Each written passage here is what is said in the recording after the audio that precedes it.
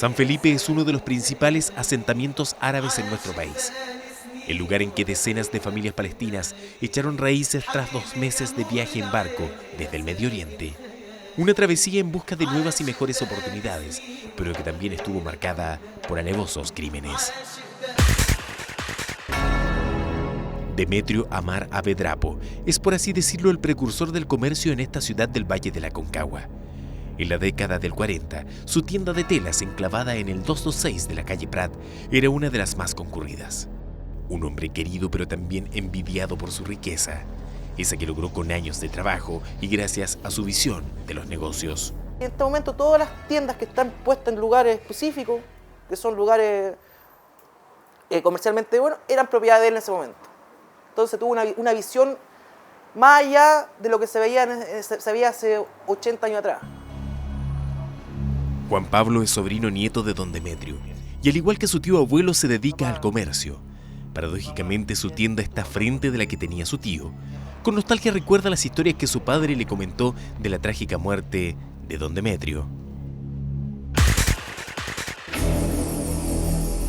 Este hombre es Alberto Caldera. Le apodaban el Tucho. Respetado en el AMPA, ya era un recurrente de las celdas policiales. Había sido detenido y procesado por abigeato o robo de animales. Era un conocido matarife que había estado involucrado en más de un homicidio. Pero pese a su prontuario, se ganó la confianza de don Demetrio. Los 30 años de trabajo juntos se tradujeron en una férrea amistad, al punto que el Tucho se transformó casi en la mano derecha del señor Amar. El 1 de abril de 1947, y autorizado por el comerciante árabe, Caldera llegó hasta la notaría de Putaendo, que en esos años funcionaba en este lugar. En la misma propiedad cohabitaban 2 locales. Por la misma puerta se ingresaba a la izquierda a la notaría, mientras que a la derecha se llegaba a una quinta de recreo, de la que hasta hoy se conservan sus letreros. El día 1 de abril de 1947, en la calle Comercio de Putaendo, comenzó a escribirse la historia. Y justamente en esta propiedad que se ubica justo a mi espalda. Aquí funcionaba la notaría, donde el Tucho Caldera comenzó a fraguar su maquiavélico plan. Aprovechando que su jefe quería adquirir una propiedad en el sector de Barrancas y no sabía leer ni escribir en español, el Tucho presentó una serie de documentos en la notaría. Le dijo a su jefe que eran las actas de compra y venta del terreno y el inmueble. No obstante, coludido con el notario suplente, el ex juez de esa misma localidad, Rafael González Prats, elaboró 2 poderes, uno que le entregaba la administración general de los bienes y el otro de matrimonio. Don Demetrio dibujó su firma, confiado en lo que le decía su mano derecha. 2 días más tarde, el 3 de abril, ante el oficial del Registro Civil de San Felipe, María Rosa Caldera Castro, hija del Tucho, contrajo matrimonio con don Demetrio Amar. Este último no asistió, pues ni siquiera sabía. Solo se enteró un mes más tarde, el 10 de mayo, cuando fue felicitado en la calle por su nueva condición civil que logró por un poder. Sorprendido fue en busca del Tucho, a quien encontró a eso de las 11 de la noche en plena plaza de San Felipe, donde comenzó a escribir sus últimos minutos de vida. La discusión se trasladó a la tienda del comerciante, donde subió aún más de tono. A las 7:30 de la mañana, el Tucho le propinó un certero martillazo en la cabeza a su víctima. Luego de 6 horas, lo despedazó con un serrucho, una sierra y un hacha, descuartizándolo en 19 partes.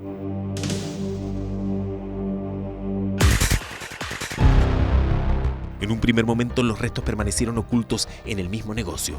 Hoy allí funciona un centro comercial y este kiosco de diarios y revistas. Su propietario, Hernán Millas, nos comentó que en más de una oportunidad ha sentido una extraña presencia. En 2 ocasiones se me ha atravesado un fantasma, como se dice, la cual mueve su ceja y se ríe. Traspasa de una muralla a otra y pienso que el alma de él todavía sigue ahí. El cuerpo está a lo mejor enterrado, pero su alma sigue ahí. Juan Pablo Amar atesora en su local parte de esta terrible historia. Pocos saben lo que mantiene casi intacto en el segundo piso de su tienda. Porque acá fueron escondidos los restos del tío Demetrio. Estaban sus partes descuartizadas y cuando esta caja fondo fue llegada a mis manos, todavía tenía restos de sangre de muchos años atrás. de 50, 60 años atrás. Y se tuvo que pintar para tapar los hechos del asesinato. Luego el Tucho puso las partes del cuerpo en cajas de sombreros y comenzó a trasladarlos hasta su casa, que se enclavaba en la esquina de O'Higgins y Tras la Viña. En eso estaba cuando el papá de Juan Pablo y sobrino de don Demetrio, Ramón Amar, fue testigo de esta macabra situación, aunque nunca lo creyó posible. Cuenta que él estaba en la plaza con un grupo de amigos, sentado en un banco, y dice que de repente ve pasar al Tucho con una especie de saco, bolso, ¿verdad? Y le pregunta, oye, ¿has visto al tío Demetrio que no hay señales de él? Dice, aquí llevo la cabeza, le dice. Fue causal de, ¿cómo se llama?, de risa, porque ¿quién se iba a imaginar que iba a pasar por pleno centro con parte del cuerpo del tío? Luego, el 14 de mayo, el ex sirviente de Alberto Caldera, Aníbal Chaparro, trasladó los restos en esta carretela hasta el callejón El Convento, en el sector del Almendral. Allí, iluminados con una vela, cavaron un foso y enterraron los paquetes, no sin antes quemar las manos, los pies y la cabeza para evitar que fuera identificado. Todos se preguntaban dónde estaba don Demetrio Amar. El Tucho decía que había viajado urgente a Palestina y que lo había dejado a él a cargo de todo. Sospechoso, por decirlo menos. Por ello, el hermano del comerciante, Elías Amar, interpuso una querella por la desaparición. Pensaban que el Tucho lo podía tener en una mina abandonada, o en una casa en el campo lejos, o en otra ciudad, como secuestrado. Se hacían pero pequeñas apuestas. ¿Y dónde estará? Te apuesto que está en esto, yo creo que en este otro, te apuesto acá. A los pocos días, un grupo de detectives viajó desde Santiago para intentar develar el misterio. Entre las primeras diligencias, revisaron la tienda del comerciante. Todo estaba en orden. En eso, encontraron un par de manchas pardo-rojizas, similares a la sangre. En ese tiempo no había reactivos, menos pruebas de ADN. Pero tras el análisis, comprobaron que era humana. Alberto Caldera fue detenido, pero su coartada parecía perfecta.